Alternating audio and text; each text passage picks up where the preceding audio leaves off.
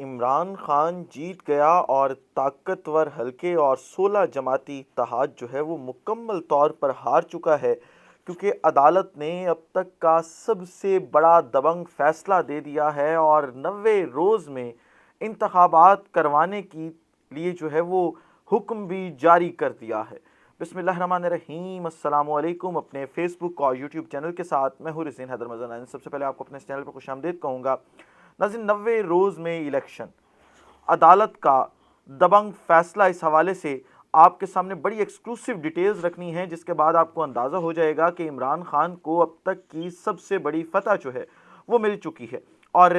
تیاریاں جو انتخابات کی ہیں وہ بھی تحریک انصاف نے اب شروع کر دی ہیں، اور تحریک انصاف کے ساتھ ساتھ باقی جو جماعتیں ہیں جو فی الحال تو انتخابات سے بھاگنا چاہتی ہیں، لیکن ایٹ دا اینڈ انہیں انتخابات میں جانا ہی پڑے گا، انہوں نے بھی شروع کر دی ہیں۔ اور نااہل ٹولے کے آخری 90 روز کا آغاز آج 30 جنوری کو ہو چکا ہے۔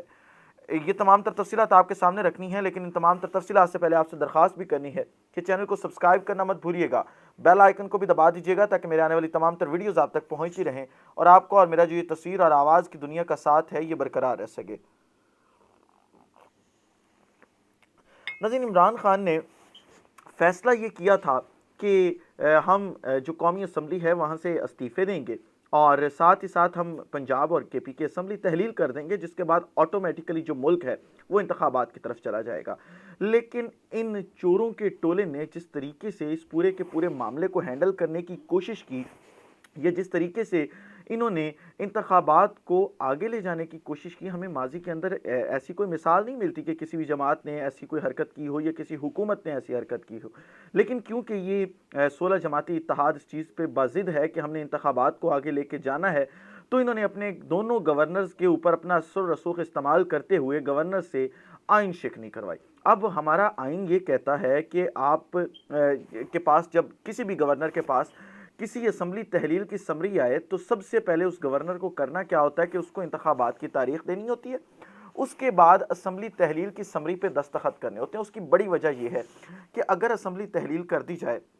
اور نئے انتخابات کی تاریخ نہ دی جائے تو معاملہ جو ہے وہ ڈیلے ہو سکتا ہے، اور جب معاملہ ڈیلے ہوگا تو اس صوبے کے اندر یا وفاق کے اندر جو ہے وہ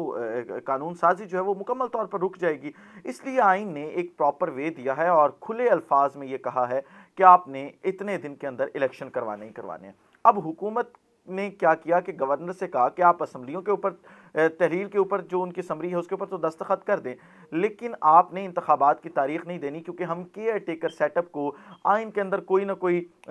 آپ سمجھ لیں کہ شارٹ کٹ نکال کے یا کوئی نہ کوئی جگاڑ لگا کے آئین کے ساتھ ہم ان کو آگے لے کے جانا چاہتے ہیں انتخابات کو، اور کیئر ٹیکر سیٹ اپ کو لمبا کرنا چاہتے ہیں تاکہ ہم انتقامی کارروائیاں پنجاب اور کے پی کے اندر اور خاص طور پہ وفاق کے اندر جو ہے وہ کر سکیں۔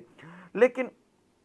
اس وقت تک ہمیں یہ لگ رہا تھا، جب تک انتخابات کی تاریخ نہیں آ رہی تھی، عمران خان کی گرفتاری کی باتیں ہو رہی تھی، کہ معاملہ جو ہے وہ خراب ہوگا اور عمران خان کو نہ تو انتخابات کی تاریخ ملے گی اور نہ ہی عمران خان جو ہے وہ اب بچ پائیں گے انتقامی کارروائیوں سے۔ لیکن عمران خان نے 3 دن پہلے جو فیصلہ کیا کہ ہم عدالت جائیں گے، اس نے پورے کا پورا سینیریو تبدیل کر دیا۔ اب سینیریو یہ ہے کہ آج لاہور ہائی کورٹ کے اندر جو ہے وہ سماعت ہوئی ہے، جو درخواست 2 دن پہلے جمع کروائی گئی تھی لاہور ہائی کورٹ کے اندر کہ آپ جو ہے وہ انتخابات کی تاریخ لے کے دیں ہمیں گورنر صاحب سے، تو آج اس کی سماعت ہوئی ہے۔ آج وہاں پہ بڑی دبنگ قسم کی اگر آپ کہیں کہ بحث ہوئی ہے عدالت کے اندر، تو یہ بالکل غلط نہیں ہوگا۔ اور یہ عدالت جو لاہور ہائی کورٹ کے اندر جو کیس لگا تھا، یہ بیسیکلی لگا تھا جسٹس جواد احسن صاحب ہیں ان کی عدالت کے اندر، اور بڑے قابل جج ہیں اور ہمیشہ جو ہے وہ بڑے اچھے فیصلے دیتے ہیں۔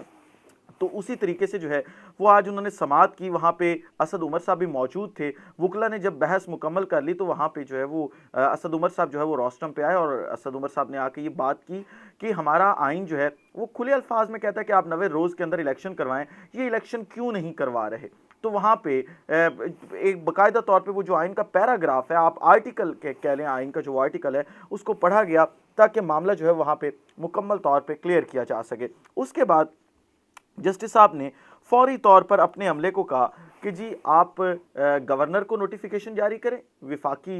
حکومت کو نوٹیفیکیشن جاری کریں، اور ساتھ ہی ساتھ الیکشن کمیشن آف پاکستان کو بھی آپ نوٹیفیکیشن جاری کریں کہ 3 فروری کو اسی عدالت کے اندر جو ہے انہوں نے حاضری دینی ہے اور وہ ایک پراپر جواب لے کے آئیں کہ وہ انتخابات کو آگے لے کر کیوں جانا چاہتے ہیں، اور اگر گورنر نے انتخابات کی تاریخ نہیں دی تو کیوں انہوں نے انتخابات کی تاریخ اب تک جو ہے وہ نہیں تھی۔ اب یہ نوٹیفیکیشنز تو جاری ہو گئے اور ظاہری بات ہے کہ اب انہیں جو لاہور ہائی کورٹ ہے وہ تو آنا ہی پڑے گا، لیکن اس پورے کے پورے معاملے نے یہ کلیئر کر دیا ہے، اور جسٹس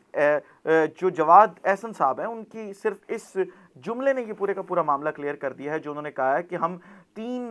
فروری کو یہ کلیئر کر دیں گے کہ ہم نے 3 فروری کو ہی فیصلہ دینا ہے یا ایک آدھی کوئی اور تاریخ دینی ہے آگے، کیونکہ ہم اس معاملے کو مزید لٹکانا نہیں چاہ رہے۔ یہ پاکستان کے سب سے بڑے صوبے کی جو آپ کہہ لیں کہ اسمبلی ہے اس کا معاملہ ہے، اور ہم نے اس سب سے بڑے صوبے کے اندر لیجسلیشن نہیں روکنی۔ ہم نے یہ نہیں دیکھنا کہ صوبہ جو ہے وہ پورے کا پورا جو ہے اس کا سٹیک جو ہے وہ داؤ پہ لگ چکا ہے، وہاں پہ کسی بھی قسم کی جو ہے وہ لیجسلیشن نہیں ہو رہی۔ تو اس پورے کے پورے معاملے کے بعد جو ہے وہ اسلام آباد کے اندر جو حکومت بیٹھی ہوئی ہے اس کو جھٹکے ظاہری بات ہے فیس کرنا پڑے ہیں، انہیں یہ دیکھنا پڑا ہے کہ اب معاملہ لے کے آگے کس طریقے سے چلنا ہے۔ یہاں پر ایک میرے سینئر ہیں ان سے بات ہو رہی تھی، تو انہوں نے مجھے بتایا کہ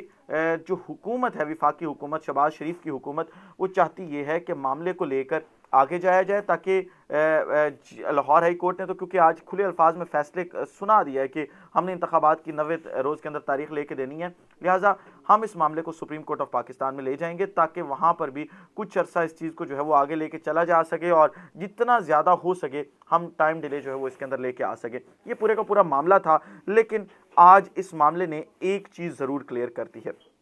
اور وہ معاملہ یہ ہے کہ انتخابات پاکستان کے دونوں صوبوں کے اندر یعنی کے پی کے اندر اور پنجاب کے اندر 90 روز میں ہی ہوں گے۔ کے پی کے اندر بھی آج جو ہے وہ پیٹیشن دائر کرنی تھی پاکستان تحریک انصاف نے، لیکن آج جو وہاں پہ ایک ثانیہ ہوا، ثانیہ پشاور مسجد کے اندر آج جو بم دھماکہ ہوا ہے، جس میں اب تک کی لیٹسٹ اپڈیٹس جو آ رہی ہیں میرے پاس، اس کے مطابق جو ہے وہ 60 کے قریب جو ہے وہ لوگ شہادت کا جام جو ہے وہ نوش کر چکے ہیں۔ تو اس طرح کے واقعات اس حکومت کے ہوتے ہوئے ہونا ویسے تو سوالیہ نشان ہے لا اینڈ آرڈر کی سچویشن کے اوپر بھی، اور خاص طور پہ وزارت داخلہ کے اوپر بھی، کہ وزارت داخلہ پاکستان کے اندر معاملات لے کے چل کس طریقے سے رہی ہے، اور ان کا اصل ٹارگٹ کیا ہے۔ کیا انہوں نے پولیٹیکل وکٹمائزیشن ہی کرتے رہنا ہے، یا انہوں نے پاکستان کے جو انٹیریئر معاملات ہیں ان کی طرف دیکھنا ہے، یا ان کو آگے جو ہے وہ لے کے بڑھنا ہے، تاکہ ملک کے اندر وہ جو صورتحال آج سے 10 ماہ پہلے کی تھی، جو عمران خان دور حکومت کی تھی، جس میں معیشت بہتر تھی، جس میں آپ کہہ لیں کہ لا اینڈ آرڈر کی سچویشن مینٹین تھی، کوئی دھماکہ ہمیں سننے کو نہیں ملتا تھا، کوئی ڈرون اٹیک ہمیں سننے کو نہیں ملتا تھا، ہم اس سچویشن میں جو ہے واپس جا سکے۔ اس ولاگ سے اجازت دیجیے، اپنا خیال رکھیں، اپنے کے لوگوں کا خیال رکھیں، وطن عزیز پاکستان کا خیال رکھیں۔ اس وطن عزیز پاکستان کا اور آپ تمام لوگوں کا اللہ حامی و ناصر ہو۔ پاکستان زندہ باد۔